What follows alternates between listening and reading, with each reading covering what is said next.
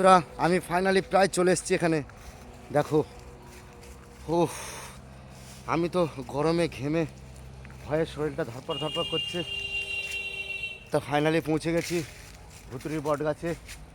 আগে সর্বপ্রথম আমি বটগাছটায় ছুঁয়ে দেখব যে কি হয় আমার। না, কিছুই হয়নি।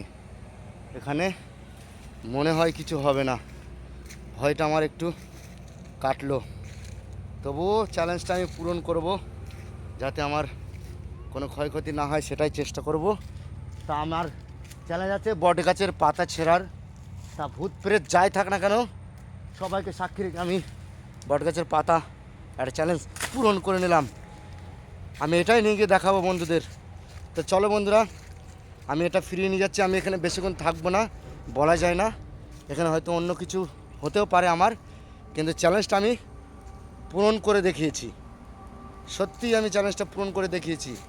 তা আমি আবার বন্ধুদের সঙ্গে দেখা করে আমি আবার সারপ্রাইজটা দেখাবো তোমাদের।